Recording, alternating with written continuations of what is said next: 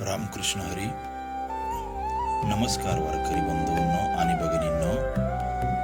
आज आपण या ठिकाणी श्री संत एकनाथ महाराजांचा अत्यंत गूढ आणि अनुभूती देणाऱ्या अभंगाचा भावार्थ जाणून घेणार आहोत. तत्पूर्वी बंधू आणि भगिनींनो, तुम्हाला एक छोटीशी विनंती आहे की चॅनलला सबस्क्राईब करा आणि व्हिडिओला लाईक व शेअर करा.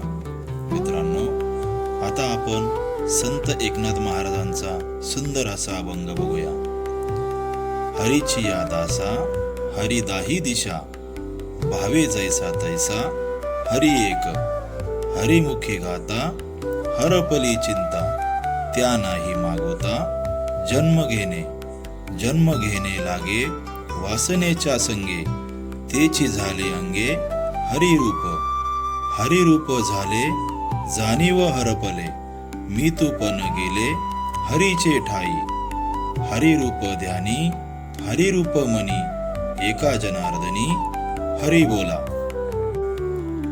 मित्रांनो, या कलियुगात आपण बघतो की विज्ञानाच्या प्रगतीमुळे आणि पुस्तकी ज्ञानामुळे माणूस हा अहंकाराने ग्रासला गेलेला आहे आणि तो इतका खोलवर ग्रासला आहे की देव आहे की नाही यामध्ये सुद्धा दोन गट पडलेले आहे. काहींचे म्हणणे आहे की देव नाही आणि काहींचे म्हणणे आहे की देव आहे. मित्रांनो, ज्यांचे म्हणणे आहे की देव नाही त्यांना विचारले की तुम्ही देवाला का मानत नाही, तर त्यांनी सांगितले की देव आम्हाला डोळ्यांनी दिसत नाही, तर आम्ही त्या देवाला का मानावे. देव आम्हाला दिसला नाही त्यामुळे आम्ही देवावर विश्वास ठेवणार नाही. मित्रांनो, देव नाही म्हणणारे अशा वेळी आपल्याला अडचणीत आणतात, कारण की आपण देवाला मानणारे आहोत, त्याच्यावर विश्वास ठेवणारे आहोत. त्यामुळे आपल्याजवळ तत्वज्ञान असायलाच पाहिजे. त्यामुळे आपण त्यांच्या नास्तिक विचारांचे खंडन करू शकतो. शास्त्रकार सांगतात की मृगजळ हे आपल्या डोळ्यांना पाण्यासारखे दिसते, पण ते खरंच पाणी आहे का, तर नाही, ते फक्त डोळ्यांना पाण्यासारखे दिसते. मित्रांनो, शास्त्राने आपल्याला 4-5 गोष्टी सांगितलेल्या आहेत, जसे की उसातला रस दिसत नाही, तिळातले तेल दिसत नाही, लाकडातला अग्नी दिसत नाही, फुलातला मकरंद दिसत नाही, दुधातले तूप दिसत नाही. म्हणजे या वस्तू नाही असे म्हणता येईल का, तर नाही, तर या सर्व वस्तू आहेत. तुम्ही तुमच्या विवेकाने बघा की लाकूड घासून बघा, त्यातला अग्नी कळेल. खाऊन पहा, उसातली गोडी कळेल. दुधाचे मंथन केल्यास त्यातील तूप कळेल. फुल नाकाला लावून बघा, फुलातला सुगंध कळेल. तसेच सत्संग केल्यास देव कळेल. उगाच केसांची लांबी वाढवून, बुद्धीचा अहंकार वाढवून देव नाही म्हणत फिरणे हे योग्य नाही. संत ज्ञानेश्वर माऊली म्हणतात, अनंत वाचाळ बरळे ती बरळ, त्या कैसा पावेल हरी. रिकामी बडबड तोंड दुखी करणाऱ्याला कसा तो श्रीहरी तो देव दिसेल. शास्त्रकार म्हणतात की जसे शेतातले बीज, शेतामध्ये बीज आपण पेरतो आणि पेरणी केल्यास ते बीज उगवते, तसेच ही सृष्टी चालवण्यासाठी चेतना लागते आणि ती चेतना म्हणजे तो ईश्वर, तो देव आहे. मित्रांनो, आता काही महात्मे असे आहेत की ते देवाला खूप मानतात. ते दिवस रात्र देवाचे नामस्मरण करतात, देवाचे ध्यान करतात. त्यांनी देवाला आपले करून घेतलेले आहे, त्यामुळे त्यांना देव सर्वत्र दिसू लागला आहे. एकनाथ महाराजांना विचारले, महाराज, महात्म्यांना देव सर्वत्र म्हणजे नेमके कोठे कोठे दिसतो. महाराज आपल्या प्रश्नाचे उत्तर अभंगाच्या पहिल्या चरणातून देतात. मित्रांनो, आता आपण अभंगाचे पहिल्या चरणाचा भावार्थ बघूया. हरीची या दासा हरी दाही दिशा, भावे जैसा तैसा हरी एक. महाराज म्हणतात की जो भक्त स्वतःला श्रीहरीचा दास मानतो त्याला पूर्व, पश्चिम, उत्तर, दक्षिण अशा सर्व 10 दिशांमध्ये फक्त तो परमेश्वरच दिसतो. महाराज म्हणतात की ज्या भक्ताच्या मनात जसा भाव असतो तसा त्याला परमेश्वर अनुभवास येतो. जर मनात परमेश्वर भरला असेल तर त्या भक्तांना प्रत्येक जीवात, प्रत्येक वस्तूत परमेश्वरच दिसतो. त्यांना चराचरात परमेश्वरच दिसतो. तोच महात्मा खरा हरीचा दास. परंतु मित्रांनो, ज्याच्या मनात द्वेष आणि अहंकार असेल तर त्याला सर्वत्र द्वेषच दिसतो. मित्रांनो, संत नामदेव महाराजांना सुद्धा सर्वत्र विठ्ठलच दिसत होता. त्यांच्या अंगणातून जेव्हा कुत्रा भाकरी घेऊन पळत असतानाही त्यांनी त्याला विठ्ठल समजून तुपाची वाटी घेऊन त्याच्या मागे धाव घेतली. मित्रांनो, ह्या ठिकाणी खऱ्या भक्तीचे, खऱ्या देवाच्या दासाचे दर्शन होते. मित्रांनो, आता आपण अभंगाचे 2 चरण बघूया. हरिमुखी गाता हरपली चिंता, त्या नाही मागुता जन्म घेणे.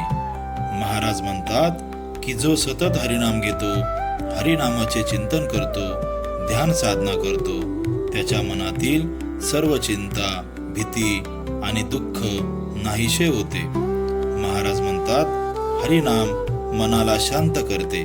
जिथे हरिनाम आहे तिथे नैराश्य राहत नाही.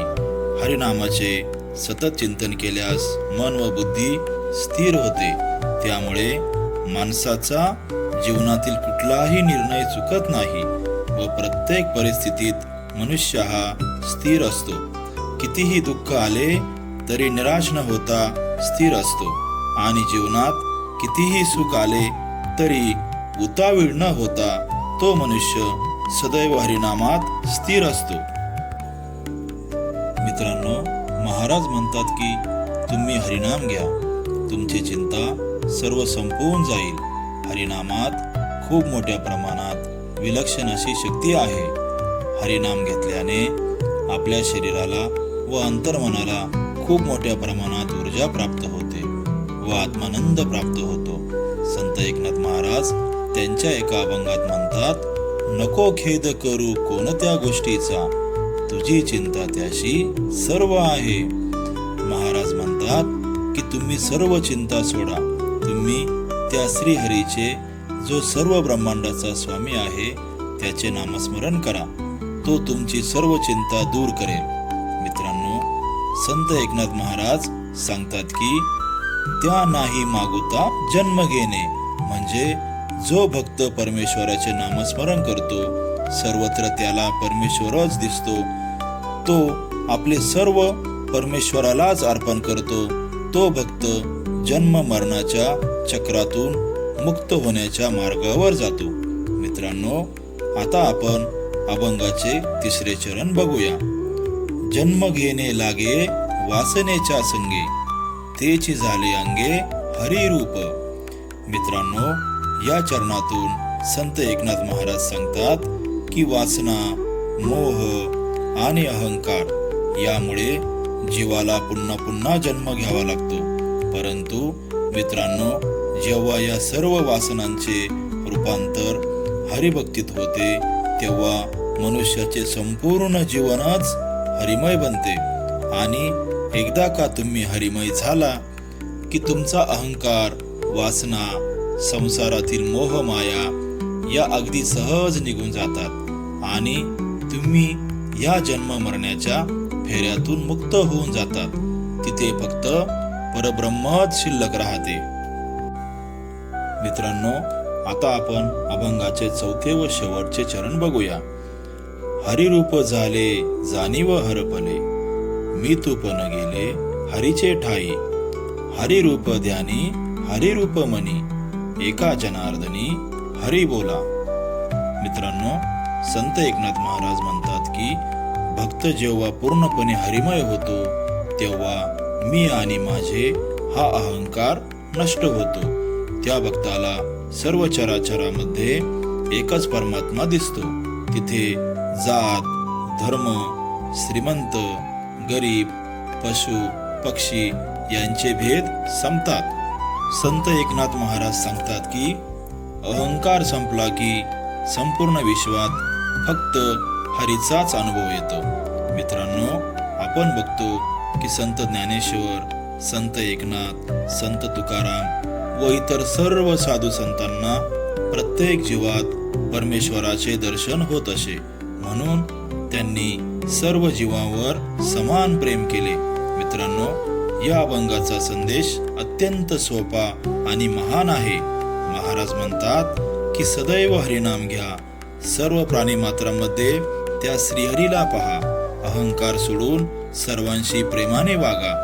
असे जीवन जगल्यास त्या व्यक्तीला प्रत्येक दिशेला, प्रत्येक क्षणी आणि प्रत्येक जीवात श्रीहरीचे दर्शन घडल्याशिवाय राहणार नाही.